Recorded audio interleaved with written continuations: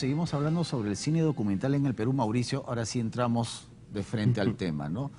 El documental es un genérico, pero el cine documental es algo muy particular. Explícanos qué es el cine documental. Grierson, a partir de los films de Robert Flaherty, define el cine documental como el tratamiento creativo de la realidad. Y yo me gusta regresar a esa definición porque por más que ha habido históricamente muchas definiciones, porque es algo difícil de agarrar, creo que retrata muy bien qué es el cine documental, ¿no? Porque es, al hablar del tratamiento creativo, yo creo que es la aproximación, el punto de vista de cada realizador para aproximarse a algo. Ahí está lo creativo, ¿no? En el tratamiento creativo. Y la realidad es lo que se está viviendo, el contexto que se está viviendo en ese momento.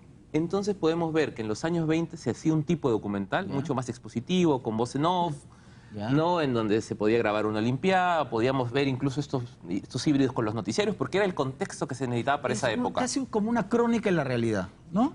Los documentales de guerra, porque la Segunda Guerra Mundial ameritaba ese contexto, ese tipo de documentales. En los años 60, que van a surgir estas cámaras ligeras de 16 milímetros, va a aparecer el Direct Cinema, el Cinema Verité, ¿no? Con Jean Rouch, con Weissman, con Drew. Entonces una cámara más móvil, como La mosca en la pared, años 60, años de revolución, de movimiento social en el mundo. Entonces se necesitaba otro cine, otra realidad.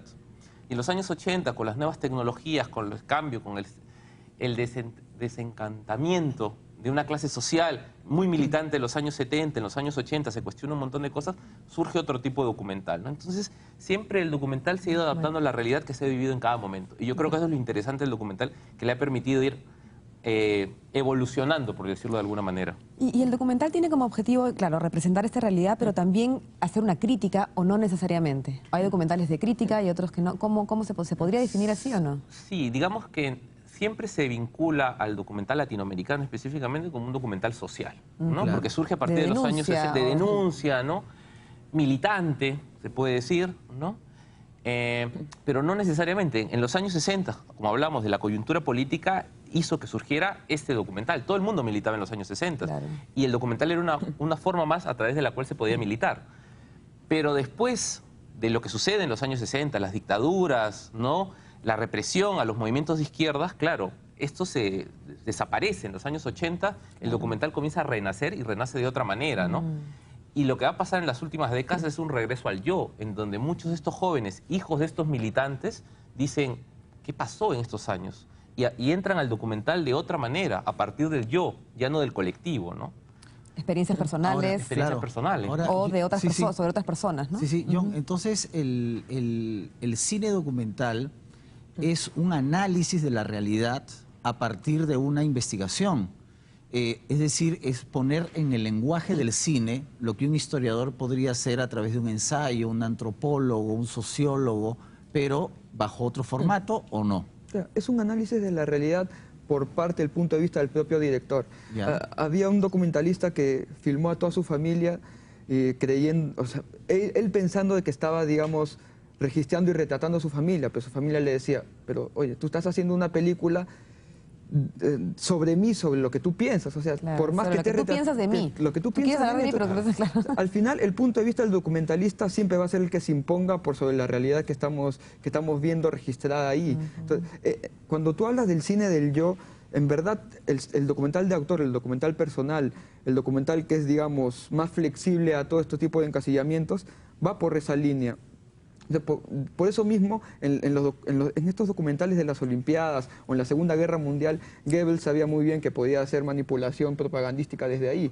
Entonces, no es de verdad un verdadero registro ni investigación de la realidad, sino siempre hay una propaganda. Siempre hay una mano detrás que quiere decir algo al respecto de las imágenes. Una propaganda además muy bien hecha, porque eran unos artistas, los nazis, para hacer documentales. Es que, claro, estos primeros documentales tienen, aparentemente son objetivos, buscan una objetividad y la idea de que están retratando la realidad.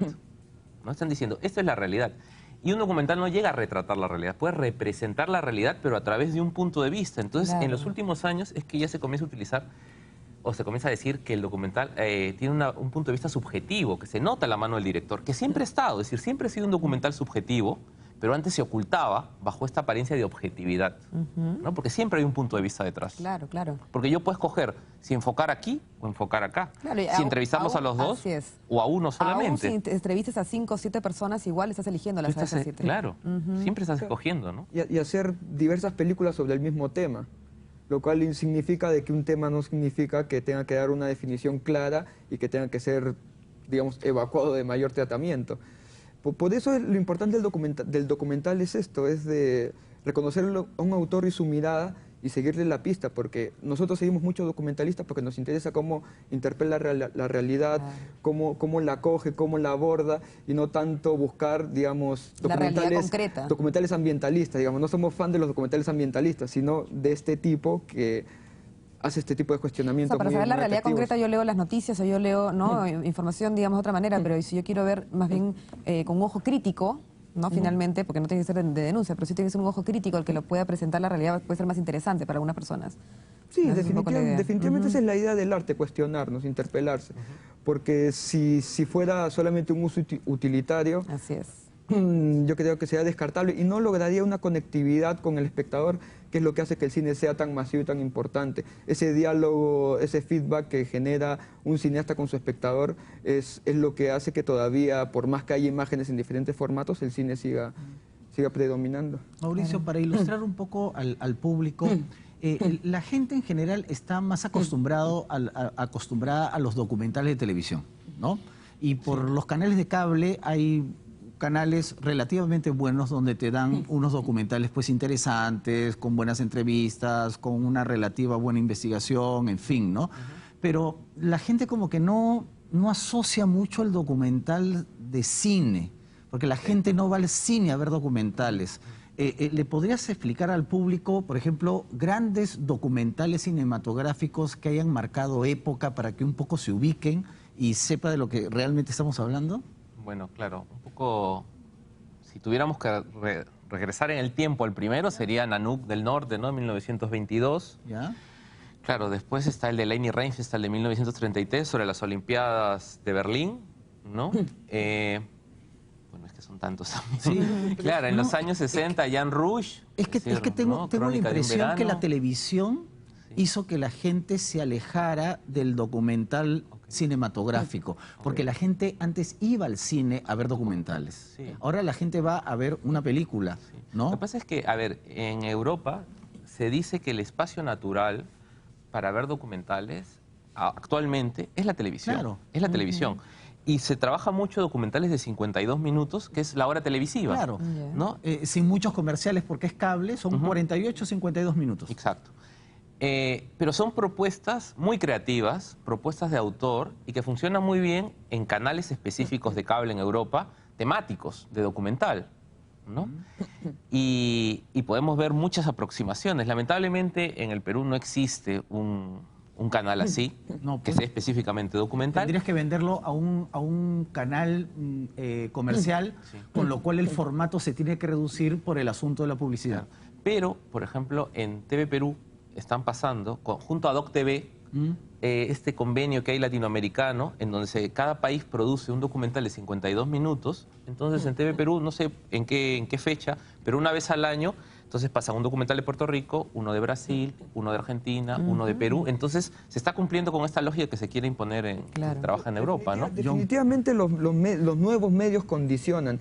Que un documental para televisión dure 52 minutos es por las pautas televisivas. Yo creo que próximamente habrá documentales quizás de media hora para que lo puedas ver en tu laptop. Entonces, una cosa no quita la otra. Digamos, documentales imponentes que desde la pantalla de cine te daban esa sensación de estar ahí, eran como también este chileno, La Batalla de Chile, que es un tríptico que narra in situ el golpe de Estado a Salvador Allende, lo que pasó en el Durante, cómo van matando los camarógrafos que van registrando ese mismo atentado, las convulsiones sociales poco tiempo después. Entonces, sí había un documental también informativo que se pasaba en el cine, no tan atrás, sino, digamos, en época de los 70, 80. Definitivamente la televisión hace de que ya la gente no vaya al cine a ver documentales y que se concentre en ver solamente una hora, pero eso tiene un fin meramente informativo, es un tiene un fin muy puntual. Sin embargo, los documentales que de verdad quedan son los que se personalizan porque generan un tipo de conexión individual con uno. Porque cuando se muestra una temática tan amplia, Claro. está despersonalizado y no logra esa conexión más. Se resume un documental en 2 o 3 líneas informativas. Sin embargo, no hay esta vinculación emocional que sí podría generarse entre un espectador y cineasta cuando es una película más sensible, sobre un tema general, universal también. Pero que le toque, pero creo que lo que estás hablando también que tiene que ver con que le toque al creador, digamos, al documentalista, tiene que ser algo con mucho sentido. Obviamente por algo lo va a crear, ¿no? Y le va a transmitir ese impacto. Por ejemplo, el que puso en boga el documental en los últimos 15 años podría ser Michael Moore. Claro, claro. lo iba a citar. Claro, ¿no? Y que es a partir de su yo, de su búsqueda, su primer documental emblemático es en su pueblo, en Detroit. Exacto. La General Motors comienza a despedir un montón de gente, entonces a eso le genera a él una indignación y dice, yo tengo que hacer un Exacto. documental para ir a buscar a este Justamente tío. te iba a citar a Moore, porque el público debe entender que un documental cinematográfico puede durar lo que un largometraje. O sea, no estamos hablando como, por ejemplo, en el formato de la televisión, 40 y pico, 50 y pico minutos. Un documental puede durar, pues, 100, 120 minutos.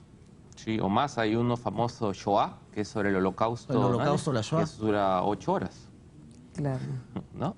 Pero bueno, entonces... Y finalmente es un... Sí. No, te iba a decir que el documental tiene que durar lo que tiene que durar. Claro, porque tiene que transmitir lo que tú quieres Claro, transmitir. exacto. En el tiempo Cada que sea realizador necesario. dice 1 minuto como 8 horas, Ajá. ¿no? La cosa también es el espacio, ¿no? Es un poco eso, Claro, es un adecuarnos a poco eso. condicionante también. O sea, si yo quiero hacer una película para que se vea en la tele, tiene que tener ciertos parámetros para que entre Bien. a los criterios de selección de una televisión. Entonces, ahí el criterio artístico está condicionado por un criterio comercial. Entonces, son diferentes ventanas, diferentes propuestas que tienen su propio lugar natural donde poderse exhibir sin que nadie le diga, oye, ya saca tu película que pasó en los 52 Claro. minutos, ¿no? Ujú. Bueno, vamos a ir a un pequeño corte y regresamos con ese interesante tema. Volvemos.